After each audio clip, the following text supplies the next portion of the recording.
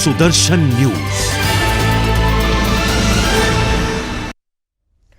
नमस्कार, मैं हूं आपके साथ कनिका अरोरा और आप देख रहे हैं सुदर्शन न्यूज। बुलेटिन की शुरुआत करेंगे इस वक्त की बड़ी खबरों के साथ। बात करते हैं, केंद्र की नरेंद्र मोदी सरकार ने नागरिकता संशोधन अधिनियम की अधिसूचना जारी कर दी है, जिसे लेकर के सत्ता पक्ष के नेता इस फैसले का स्वागत कर रहे हैं, तो वहीं विपक्ष इसे लेकर के हमलावर है। लोकसभा चुनाव से पहले सीएए पर सियासी घमासान छिड़ा हुआ है, तो वहीं उत्तराखंड के मुख्यमंत्री पुष्कर सिंह धामी का भी सीएए पर बयान सामने आया है। उन्होंने प्रधानमंत्री नरेंद्र मोदी और गृह मंत्री अमित शाह का आभार जताया। सोशल मीडिया प्लेटफॉर्म एक्स पर मुख्यमंत्री धामी ने लिखा कि प्रधानमंत्री के कुशल नेतृत्व में पाकिस्तान, बांग्लादेश और अफगानिस्तान में रह रहे अल्पसंख्यकों को सुरक्षा प्रदान करने के उद्देश्य से केंद्र सरकार का देश में नागरिकता संशोधन अधिनियम लागू करने का निर्णय स्वागत योग्य है। उन्होंने ये भी कहा कि इस ऐतिहासिक निर्णय के लिए प्रधानमंत्री नरेंद्र मोदी और गृह मंत्री अमित शाह का हार्दिक आभार। मुख्यमंत्री पुष्कर सिंह धामी ने कहा कि मोदी है तो मुमकिन है। पीएम मोदी का कदम राष्ट्रहित में दृढ़ इच्छा शक्ति को दर्शाता है। उन्होंने उम्मीद जताई है कि पीएम मोदी के तीसरे कार्यकाल में भी इसी प्रकार देश को मजबूत करने वाले फैसले लिए जाते रहेंगे। साथ ही ये भी कहा कि इस नागरिकता संशोधन कानून के बारे में कई गलतफहमियां फैलाई गई हैं कि ये नागरिकता देने का कानून है, लिहाजा इसके लागू होने से किसी भी भारतीय नागरिक की नागरिकता नहीं जाने वाली, चाहे वह किसी भी धर्म का हो। ये कानून केवल उन लोगों के लिए है जिन्हें वर्षों से उत्पीड़न सहना पड़ा और जिनके पास दुनिया में भारत के अलावा और कोई जगह नहीं है। जिसके लंबे समय से लोगों को आजाद भारत के इतिहास में माननीय प्रधानमंत्री आदरणीय नरेंद्र मोदी जी के नेतृत्व में जो ये सीए का कानून लाया गया, ये अभूतपूर्व है, ऐतिहासिक है। निश्चित रूप से जिसके लंबे समय से लोगों को प्रतीक्षा थी, जो बांग्लादेश के अंदर पीड़ित थे, पाकिस्तान में पीड़ित थे, अफगानिस्तान में पीड़ित थे, हिंदू, बौद्ध, सिख, ईसाई, सभी को इस कानून के लागू होने के बाद देश के अंदर नागरिकता मिल जाएगी, उनका जीवन आसान हो जाएगा, उनको कानूनी मान्यता मिल जाएगी। मैं आदरणीय प्रधानमंत्री जी का धन्यवाद करता हूं, आदरणीय गृह मंत्री जी का भी धन्यवाद करता हूं। देहरादून से लखनऊ तक वंदे भारत एक्सप्रेस प्रारंभ हुई है और इससे पहले भी वंदे भारत एक्सप्रेस हमारे राज्य को देहरादून से आनंद विहार दिल्ली तक की प्राप्त हुई है। अभी 2 दिन पहले टनकपुर से देहरादून और अमृतसर से लालकुआ तक की नई रेलगाड़ी प्रारंभ हुई है। एक के बाद एक रेल की सेवाओं में लगातार बढ़ोतरी हो रही है। माननीय प्रधानमंत्री मोदी जी के 10 साल के कालखंड में उत्तराखंड को अनेक सौगातें मिली हैं और आज का दिन बहुत ही हमारे लिए बड़ा दिन है, जहां हमारा पूर्ववर्ती राज्य उत्तर प्रदेश की राजधानी लखनऊ हमारे राज्य की राजधानी देहरादून से सीधे सीधे जुड़ जाएगा और इस सफर महज 8 घंटे में पूरा किया जा सकेगा।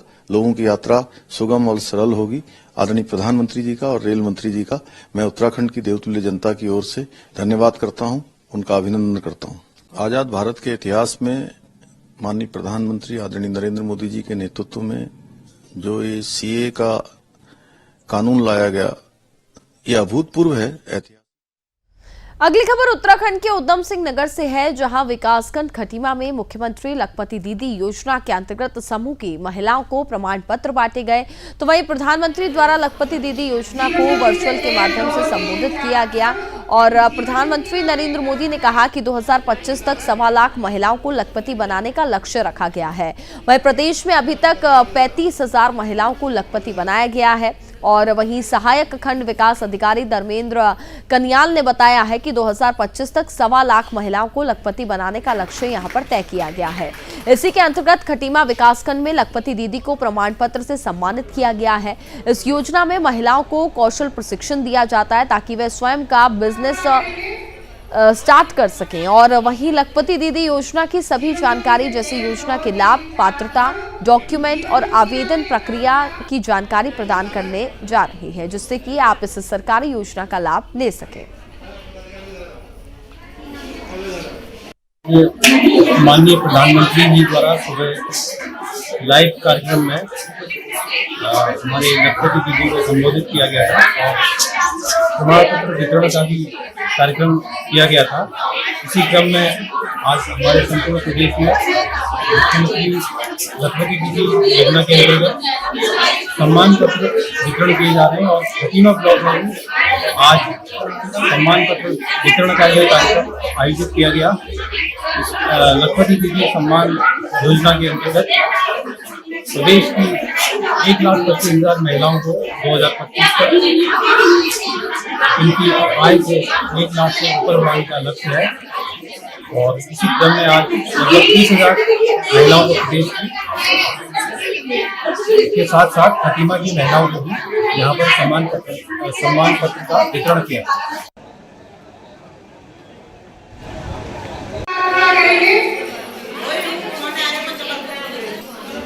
जीवन ज्योति से 1 2 3 4 जीवन ज्योति वाले एक तरफ हो जा।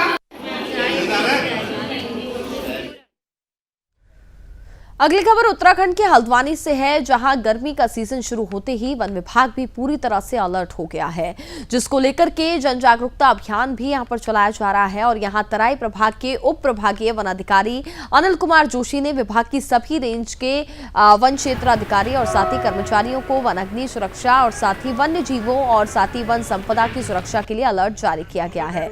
इसके साथ ही वन कर्मचारियों को अपनी अपनी रेंज में वन अग्नि सुरक्षा समिति बनाकर के जन जागरूकता अभियान चलाने के निर्देश दिए गए हैं। इसके अलावा वनकर्मी को समय समय पर पेट्रोलिंग करने के निर्देश भी दिए गए। साथ ही उन्होंने चेतावनी देते हुए कहा है कि वनों को आग लगाने वालों के खिलाफ FIR दर्ज कर कार्रवाई की जाएगी। इसके साथ ही वनों में आग लगाने वाले लोगों की सूचना देने वाले व्यक्ति को पुरस्कृत भी किया जाएगा। और उन्होंने आम जनता से वनों को बचाने के लिए आगे आने की भी अपील की है। इसके साथ ही उन्होंने कहा कि वन्य प्राणियों की तस्करी और शिकार रोकने के लिए स्पेशल फोर्स का गठन भी किया है, जो अपना काम कर रही है। और वन विभाग द्वारा अवैध खनन माफियाओं के खिलाफ कार्रवाई भी की जा रही है, जिसके चलते बीते 1 महीने के भीतर आधा दर्जन से अधिक वाहनों की धरपकड़ की गई। उन्होंने कहा कि चुनावी समय में अवैध शराब की तस्करी बढ़ जाती है और साथ ही शराब तस्कर आने जाने के लिए जंगलों का इस्तेमाल करते हैं और जंगल में शराब बनाते हैं, जिसको लेकर के उन्होंने विभाग के सभी अधिकारियों को सख्त निर्देश दिए हैं कि शराब तस्करों के खिलाफ भी छापेमारी कर उनकी धरपकड़ की कार्रवाई की जाए। जीवों को देखते हुए भी काफ़ी क्षेत्रों में गश्त जो इस बार वन कर्मियों की गश्त है नियमित टीम कर रही है। इसके अलावा वन रेस्क्यू टीम का भी गठन प्रभाग स्तर पे किया जा रहा है, जो कि जहां भी मानव वन्यजीव संघर्ष से जुड़े मामले आएंगे उनको तुरंत रेस्क्यू करने वहां पर टीम पहुंचेगी। अवैध खनन के अंतर्गत तराईपुरी वन विभाग के अंतर्गत जहां भी अवैध खनन के मामले वन विभाग के संज्ञान में आ रहे हैं, वन विभाग उसमें कार्रवाई कर रहा है। पिछले हफ्ते ही 3 से 4 वाहन वन विभाग की टीम के द्वारा सीज किए गए हैं। इसमें अग्रिम विधिक कार्रवाई जारी है।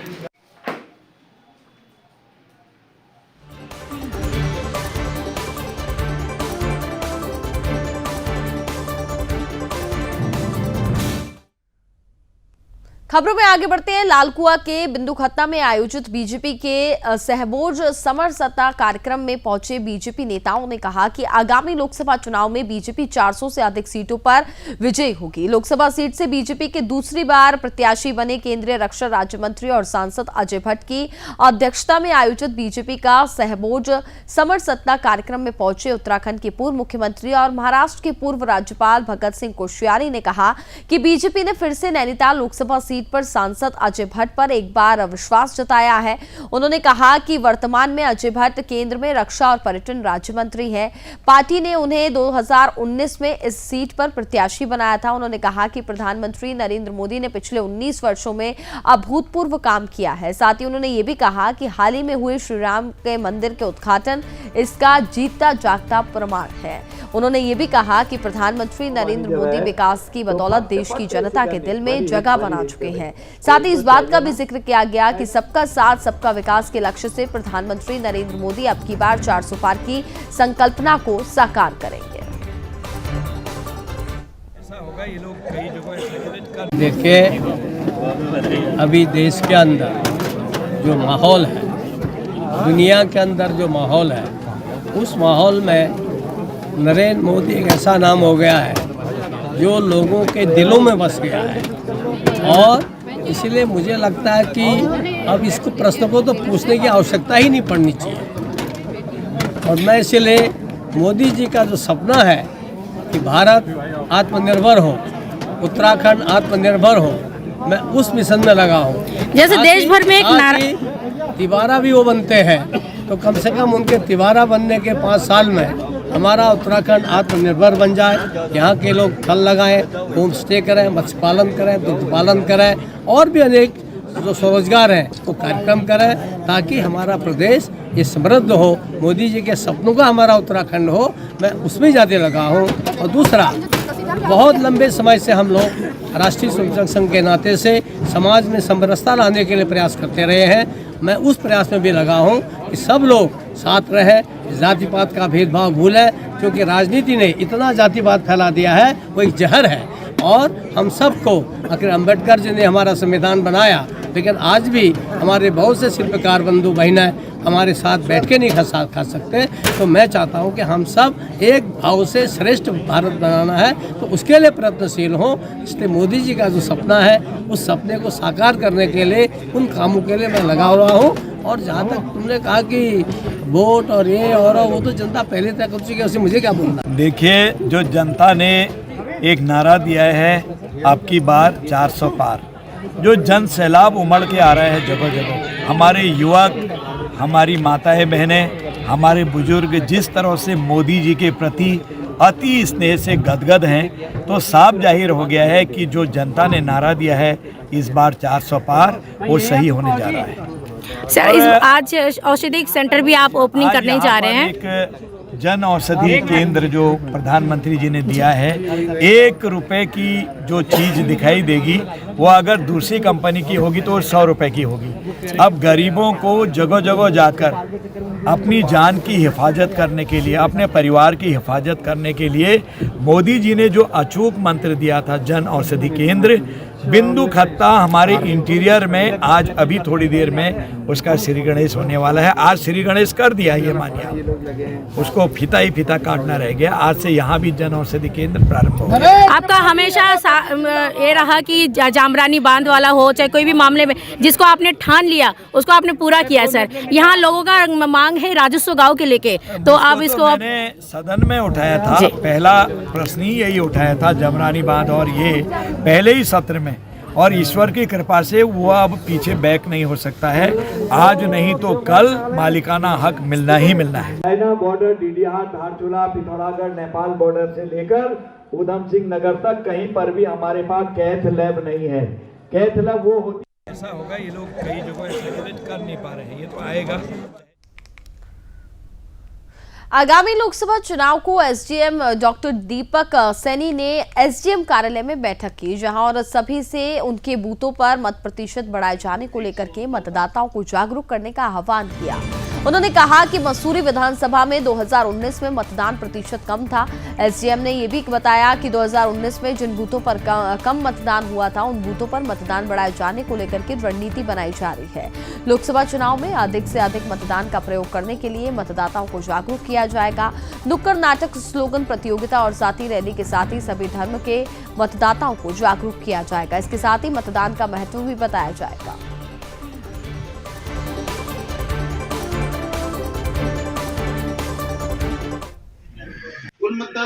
बिल्कुल, आप देख रहे हैं आगामी जो हमारे लोकसभा का निर्वाचन होने वाला है, उसी की तैयारियों के मद्देनजर आज हमने यहाँ पर जो है एक बैठक बुलाई है। हमारे समस्त बीएलओ और जो सुपरवाइजर्स हैं वो यहाँ पर हैं इस समय, और एक खास जो फोकस है हमारा वो है कि मसूरी में देखा गया था कि पिछले विधानसभा जो चुनाव हुए थे 2022 के और लोकसभा चुनाव जो हुए थे 2019 में, उसमें मतदान प्रतिशत कुछ हमारे यहाँ कम रहा था। पर्टिकुलरली जो हमारे ऐसे बूथ थे जहाँ पे 50% से मतदान कम रहा था, ऐसे हमारे 13 बूथ यहाँ मसूरी क्षेत्र में थे। तो हमारी विशेष फोकस जो है, और चुनाव आयोग की भी विशेष फोकस भी है कि हम ऐसे जितने भी बूथ हैं जहां पर वोटिंग परसेंटेज कम था, मतदान कम हुआ था, उनको हम ऊपर की तरफ लेकर जाएं और 75% मतदान प्रतिशत का टारगेट लेकर हम चले हैं। तो उसी के मद्देनजर हम टारगेट कर रहे हैं कि कौन ऐसे सेक्शंस हैं जो उन्होंने पिछली बार मतदान नहीं किया था। उसमें एनालिसिस के बाद ये पाया गया कि जैसे होटल के जो हमारे कर्मचारी होते हैं, कुछ कर्मचारी ऐसे थे जो यहाँ पर पहले रहते थे और फिर वो शिफ्ट हो गए हैं, तो उनके नाम हम लोगों ने जो परमानेंटली यहाँ से चले गए ड्यू प्रोसेस फॉलो करके उनके नाम लिस्ट से हटे हैं। जो अभी यहाँ पर निवासरत हैं वर्तमान में लोग, उनको हम प्रेरित करने के लिए अलग अलग एसोसिएशंस के माध्यम से हम लोग मीटिंग भी करेंगे और हमारे जैसे मीडिया, सभी हमारे मीडिया बंधुओं के भी बहुत अच्छे सुझाव हमारे पास में आए हैं कि कैसे हम इन एक्टिविटीज को बढ़ाएं। मैं आप लोगों का विशेष धन्यवाद भी ज्ञापित करना चाहूंगा कि आप लोग भी इसमें सब बहुत अच्छे तरीके से भागीदार बन रहे हैं। हमारे जो ब्रांड एम्बेसडर्स हैं, जो हमारे लोकप्रिय लोग हैं मसूरी के, हम उनके थ्रू भी आह्वान करेंगे कि आप लोग जो है, वर्तमान में भी ये प्रोसेस चल रही है और उनके द्वारा हम अपने अपने छोटे छोटे मतदान प्रमोट करने के लिए, हम उनको प्रेरित करने के लिए उनके वीडियो सर्कुलेट करने की कोशिश करेंगे।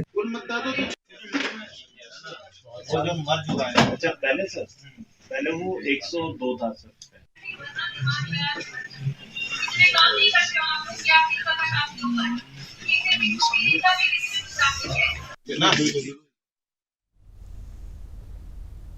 अंकिता भंडारी को न्याय दिलाने को लेकर के उनके परिजनों के धरने को अपार समर्थन मिल रहा है। वहीं कांग्रेस नेता और गौचर के पूर्व नगर पंचायत अध्यक्ष मुकेश नेगी ने भी धरने का समर्थन देते हुए कहा कि कार्यकर्ता पार्टी से आगे बढ़कर नहीं सोच रहे हैं और ये घटना पूरे प्रदेश के लिए शर्मनाक बात है। वहीं अंकिता को न्याय दिलाने वाले पत्रकार आशुतोष नेगी को सरकार जेल डालने का काम कर रही है। कोटद्वार में पहुंची समाज सेवी और गड़कुमो रक्षक संस्था महिला अध्यक्ष दीपिका दुधपुड़ी ने भी अंकिता के परिजनों को समर्थन देते हुए कहा कि उत्तराखंड में जन्म लेना अपने आप में गर्व का विषय है। सरकार जल्द से जल्द अंकिता को न्याय दे। हम लोग इसमें जो सहयोग कर रहे हैं, लगातार ये आंदोलन चल रहा है और इसी आंदोलन के मनुष्य ना उत्तराखंड में अपना जन्म लेना एक वरदान से कम नहीं समझता है ना। पर यहाँ पे जब से 2 साल से केस हो रहा है, अंकिता बहन के साथ भी यहाँ पे इतनी बड़ी घटना हुई है, तो हम इसको ना अपना दुर्भाग्य समझते हैं क्योंकि आज की डेट में ना बेटियां बिल्कुल भी सुरक्षित नहीं है। गढ़वाल को उत्तराखंड को देवभूमि बोला जाता है, पर ये किसी उससे देवभूमि नहीं रह गया है। देवभूमि में देवी देवता की पूजा की जाती है, बट यहाँ पे जब नारी शक्ति का सम्मान, देवियों को मातृशक्ति को पूजा ही नहीं जा रहा है इस तरीके से। अगर कोई लड़की गलत के खिलाफ आवाज उठा रही है तो उनको मार दिया जा रहा है। अगर यहाँ पे छात्रों की बात कर रहे हैं, छात्र गलत के खिलाफ आवाज उठा रहे हैं तो उनको रोडों पे डंडों से मारा जा रहा है। तो ये चीज़ तो नहीं मांगी थी हमने। तो अंकिता को तो मैं ये कहना चाहूँगी कि एक संदेवक एक मुद्दा है, बहुत ही हार्ट टचिंग है, क्योंकि मैं अपनी माता जी से भी अभी बात करी तो मैं कुछ बोल भी नहीं पाई, मैं बिल्कुल ही भावुक हो गई थी क्योंकि जो जिस व्यक्ति के अंदर फीलिंग्स होंगी वो समझ सकता है इस भाव को। विधानसभा से वो भी यहाँ पर समर्थन के लिए पहुँचे हैं, प्रशांत डोभाल जी भी यहाँ पर पहुँचे हैं, दीपक भंडारी जी, किशोर भंडारी जी भी यहाँ पर पहुँचे। विकासनगर के सेलाकुई औद्योगिक क्षेत्र में अचानक भीषण आग लगने से इलाके में हड़कंप मच गया। दरअसल औद्योगिक क्षेत्र में मौजूद इनवॉक इंटरनेशनल नाम की एक सीट कवर फैक्ट्री में अचानक भीषण आग लग गई। सूचना मिलने पर मौके पर दमकल विभाग की टीम पहुंची। मौके पर पहुंची फायर ब्रिगेड की गाड़ियां आग बुझाने की कोशिश में जुटी रही, जहां फैक्ट्री में आग लगने में लाखों का माल जल करके राख हो गया। आग लगने का सही कारण फिलहाल अभी तक पता नहीं चल पाया है, आगे कार्रवाई जारी है।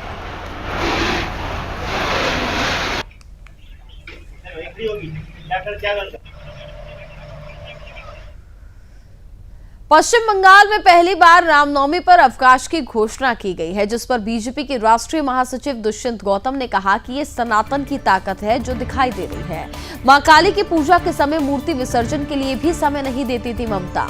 ये बदलता हुआ भारत है। आपको बता दें कि पश्चिम बंगाल की सत्तारूढ़ टीएमसी सरकार ने रामनवमी के दिन छुट्टी रखने का एक बड़ा ऐलान किया है। ममता बनर्जी की सरकार के इस कदम के राजनीतिक मायने निकाले जा रहे हैं, क्योंकि ये घोषणा होने वाले लोकसभा चुनाव 2024 से पहले की गई है। दरअसल पहली बार पश्चिम बंगाल में रामनवमी पर छुट्टी होगी।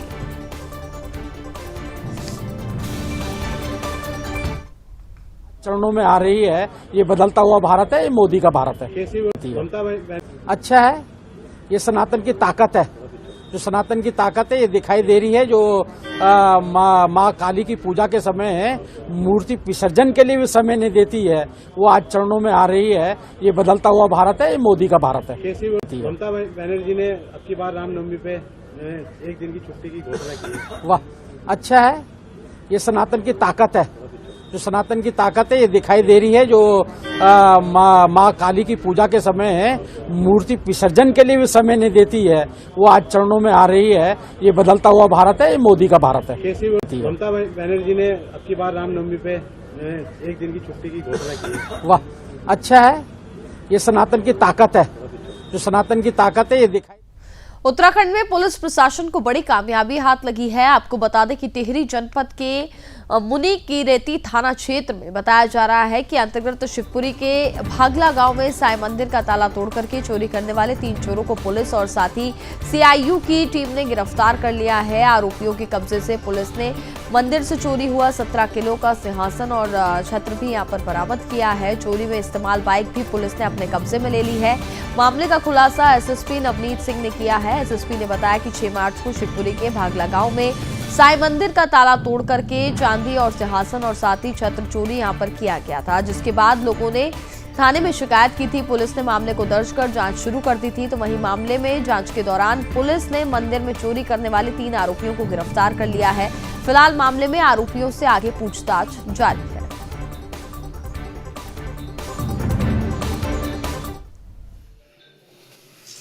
ये 5-6 मार्च इसी माह में ये बांग्ला स्थित बांग्ला जो विलेज है मुनिगिरी थाना में, वहाँ पे साईं मंदिर है, वहाँ पे चोरी हुई थी। जिस संबंध में जो ग्रामवासी हैं उन्होंने थाने में सूचना दी थी।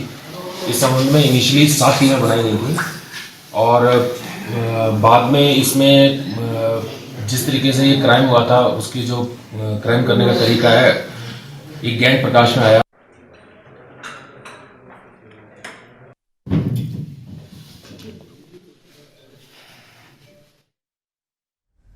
मसूरी में राधाकृष्ण मंदिर के सभागार में स्थानीय लोगों और साथ ही Mussoorie traders and welfare association की आम सभा का आयोजन किया गया, जिसमें बताया जा रहा है कि एसोसिएशन के अध्यक्ष रजत अग्रवाल, महामंत्री जगजीत कुकरेजा, कोषाध्यक्ष नागेंद्र उनियाल ने अपने कार्यकलापों को और साथ ही आय व्यय का हिसाब सदन में रखा, जिसको सदन ने सर्वसम्मति से पास कर दिया है। इस मौके पर मसूरी माल रोड पर बढ़ते अतिक्रमण और पटरी व्यापारियों को लेकर के कई लोगों ने अपना एतराज जताया। उन्होंने कहा कि मसूरी माल रोड पर लगातार पटरी व्यापारियों की तादाद बढ़ रही है, जिससे कि मसूरी के दुकानदारों का व्यवसाय काफी प्रभावित हो रहा है। उन्होंने कहा कि पटरी व्यवसाय माल रोड पर अतिक्रमण कर विभिन्न प्रकार के सामग्री बेच रहे हैं, जो नियम अनुसार गलत है। रजत अग्रवाल ने यह भी कहा कि वो अपने संगठन के पदाधिकारी की मदद से व्यापार हित में लगातार काम कर रहे हैं।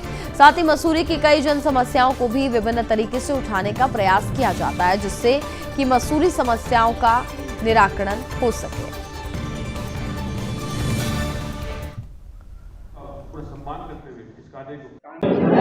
मैं पिछले 1 महीने बाहर था, लेकिन वापस आने पर देखा कि जब अपनी दुकान पर गया और वहाँ उसके सामने लगातार पिछली बार से दुगने संख्या में पटरी व्यापारी बैठे हुए हैं।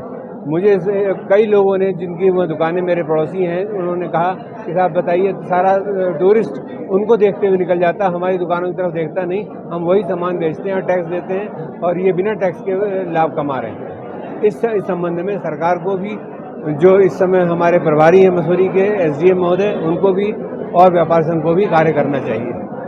ये हमारी आज वार्षिक आम सभा थी और हमारी संस्था निरंतर रूप से मसूरी के व्यापारियों के लिए, मसूरी के निवासियों के लिए काम करती आ रही है, करती रहेगी। और बहुत ही खुशी की बात है, बहुत ही भारी मात्रा में हमारे व्यापारी आज उपस्थित हुए और हमें इस बात की भी खुशी है कि व्यापारियों ने अपने सुझाव और शिकायत दर्ज कराई, जिसके माध्यम से हमें संस्था के प्रति कार्य करने में, संस्था को मजबूत बनाने में हमें हौसला मिलेगा।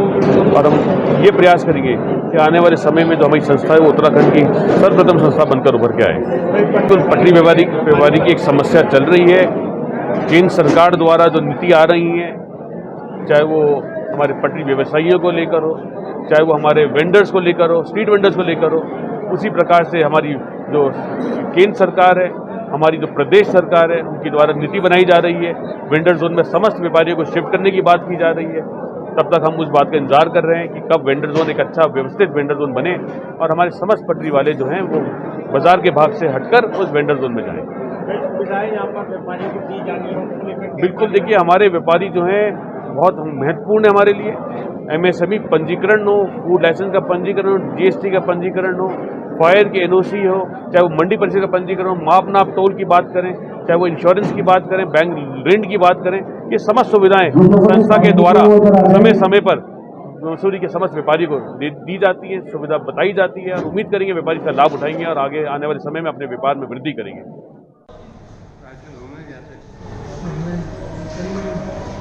हमारा ग्रुप के साथ था, इससे पहले भी हमने ये कार्यक्रम किया है और मतलब ऐसा लगा जैसे कि मसूरी में है। इसके अलावा उत्तराखंड की शांत फिजाओं में एक बार फिर से पहाड़ी बनाम बाहरी की गूंज सुनाई देने लगी है। सख्त भू कानून और मूल निवास की मांग को लेकर युवा आंदोलित हैं और इसी कड़ी में आज श्रीनगर गढ़वाल में स्वाभिमान महारैली आयोजित की गई। महारैली में सैकड़ों की संख्या में लोग जुटे। महारैली में पहुंचे प्रदर्शनकारियों ने राज्य सरकार के विरोध में जमकर नारेबाजी की। प्रदर्शनकारियों ने प्रदेश को सशक्त भू कानून और मूल निवास को लागू करने की मांग की है। इस दौरान लोगों ने अंकिता भंडारी मामले में जल्द कार्रवाई, रिजॉर्ट तोड़ने वाले एसडीएम और साथ ही स्थानीय विधायक पर कानूनी कार्रवाई करने की मांग की है।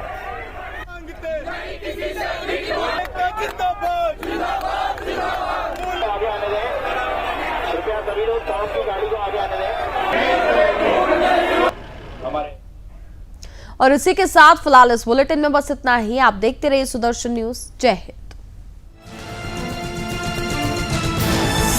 आप देख रहे हैं सुदर्शन न्यूज।